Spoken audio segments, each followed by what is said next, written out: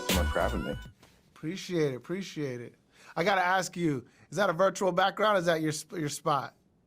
Don't tell me. Don't tell me. We'll keep that. Okay. All right. Okay, absolutely. We got to keep the element of surprise. Yeah. So firstly, we got to start off at the beginning. What made you guys kind of want to get involved with the film? Because you guys both have a very diverse catalog of films under your belt. So let's start with you, Ryan. What kind of made you want to get involved with the project? I mean, it was this guy, Eric called and told me what he was working on with Steph and like he kind of laid it out, man. We looking for it was very well thought out. I remember being very impressed because like oftentimes when you're on the receiving end of ideas, you know, sometimes you have partners who might have like the kernel of an idea, you know what I mean? And that's fine too, but it's always nice when somebody comes and they have like a narrative approach, a timeline, you know what I'm saying, like opinions, you know. And this came in, you could tell that these were workers, you know what I'm saying, like that. You could tell that they had put some thought into it before taking it out. So I was honored to get the call, and when Eric got into that vision for it, I got really excited. Absolutely. And how about you, Eric? What made you want to take on the project and start fleshing everything out with Stephen and everything? Yeah, I mean, you know, the project starts in sort of our development meetings, and we talk about, you know, Steph founded Unanimous with me, and you know, we've been around for a little while now, and when we do these development meetings, we talk about our slate, and we're always chatting about how we can use his story to inspire, because that's our ultimate sort of objective.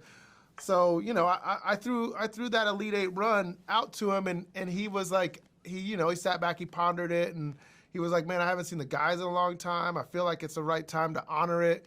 And then he said, you know, I was going to graduate this year anyways. And he's like, I was like, well, that makes the story even better. And so the first person I called was Ryan, and when he got excited, I was like, oh, that's honestly the last step of like the why now of it all, right? It's like, it's easy enough to have an idea, but when you run it by a filmmaker of his class, it's like, okay, when he gets excited, you know there's some momentum behind it. And so, yeah, that's how it kicked off. And, you know, Eric, this is a much more intimate look at Steph Curry than we've seen before in general. And what aspect of his life did you feel was absolutely most important to get on screen that the public did not know up until now, but you felt that they really should kind of understand about Stephen?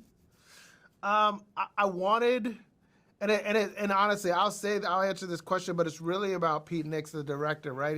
He kind of steers that vision, the objective around, you know, the themes of the stories, and a producer's responsibility is to add their opinion, is to voice their opinion, but ultimately trust Pete with you know, being the captain of the ship. But I think for me, in those beginning conversations, I really wanted people to see him with his family and how he focuses on everything that's really in front of him. Like that's the thing that Stephen has created a discipline around.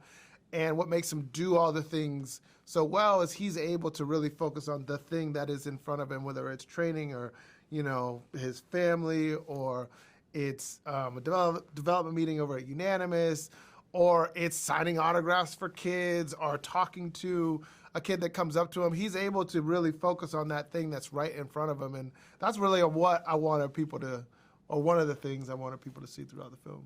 Absolutely. And I feel like we can get a little bit more technical into it now that we're all a little bit warmed up. So, Ryan, I know you're an avid basketball fan as well. I wanted to get your opinion before Steph really started to dominate in the league. You know, the three-point shot was more of like a buzzer beater kind of move. And since his time there, how has he changed the game and the style of play in your perspective, Ryan? Yeah, I think that that it kind of speaks to the title, man, and Pete's vision for the film. You know, Pete Nix is our director, but he runs nonfiction for my company, Proximity Media, and we often are you know, tasked with you know, bringing attention to things that are often overlooked. You know, and bringing audiences in closer proximity to things that are often overlooked. And I think that the three-point shot was kind of like an overlooked tool in the game of basketball before Steph really like came in and started shooting it the way that he did. You know, like now all of a sudden, you know, you'll see each team has a player that you kind of have to deal with once they cross half court. You know, I think that Steph, you know, not just his prolific nature, but the winning that came along with it. You know, Golden State's dominance. Starting really with that 2015 championship. But really, if you're a real basketball fan, you can kind of see it coming before that. You know, when we were threatening to get to the second and third round of the Western Conference playoffs when we were really young. And I think that you know, it's the 3-point shot was underrated. It was an underrated feature of the game. You know. And now it's been exposed. You know, now you got Jokic doing step back threes. You know what I mean? Now it's a piece of everybody's game where if you don't have it, you looked at it as being incomplete. You know what I'm saying? As opposed to it being a necessity, maybe so. You know, and now if you don't have a player like Steph, you know, maybe your team isn't as complete as it could be. You know what I'm saying? And that I think is the ultimate way that he changed things. I know you guys probably had like hours and hours and hours of footage to kind of sort through on the cutting room floor. So from a technical standpoint, what was the most difficult aspect of creating Underrated? Was it in getting the schedules to kind of align with everyone? Because he has to get a look at it, Steph, when he's kind of editing as well. Or was it like something else? What was the editing process kind of like, and what was the most difficult part for you guys? I think the best person to answer that question is our editor, JD Marlowe, right? But if he was here, he would probably say, Steph gave us a lot of access. The film, we shot for over a year, right? So you can imagine all the moments that we just weren't able to use. And I think that Pete Nix did a great job with JD, just allowing objectives to have breath.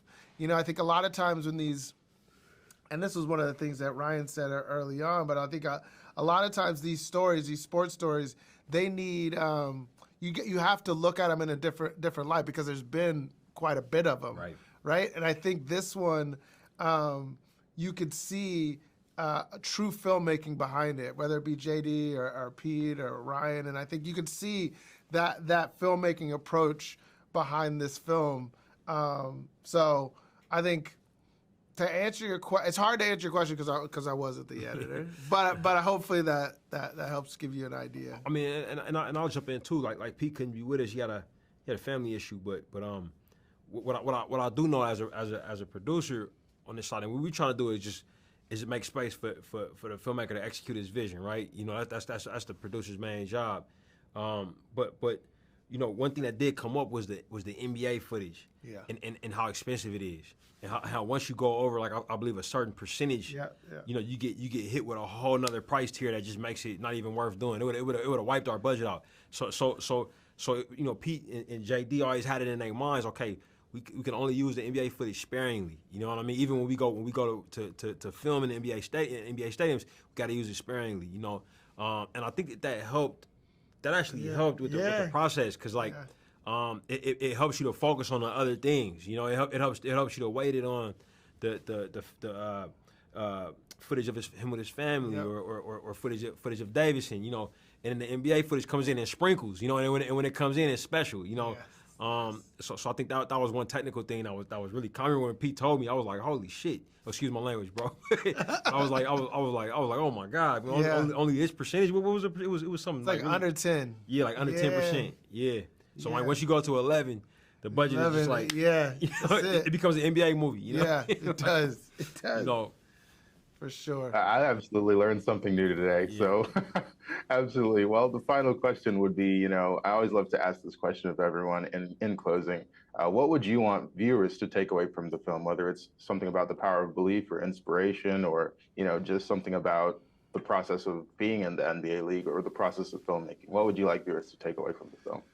Yeah, I mean, I hope that many viewers can take away different things from the film because that's the idea around the film is to have a source of inspiration for us, to be a source of inspiration for all types, right? So I hope it inspires, whether it's through his perseverance or whether it's through his authenticity. I hope it inspires. Yeah, and to piggyback off that, like if Pete was here, he would tell you that this film is about the power of being seen. even though the film is called Underrated, the movie covers people who didn't underrate Steph, who saw the value in him, and saw what was there, and also what he could be, in the future if invested in. And I think that I truly think that fortune favors people who can see what's there, as opposed to whine about what's not. You know what I mean? And overlook somebody because of what they aren't. As opposed to buying in on what they are. And Steph is a testament to that. He was seen by his family. He was seen by Davidson, and he was seen by the Warriors. And as a result of that, everybody associated with those, with those groups, have had a successful 30 some odd year run. You know what I mean? For sure. And we want to see more of it. Well, I think we are just about having to wrap up here, but thank you guys so much for your time. I was able to see the film, and it was really powerful. Lots of heart. You guys did like a great job through and through with the production. It's really something special. So thank you guys so much for your time, and wish Underrated all the success. Appreciate it. In the lectures, fanboys, professional artists, and professors. Maybe a nerd who's just like you, talking about the things that you like too. So I invite you to the NOC.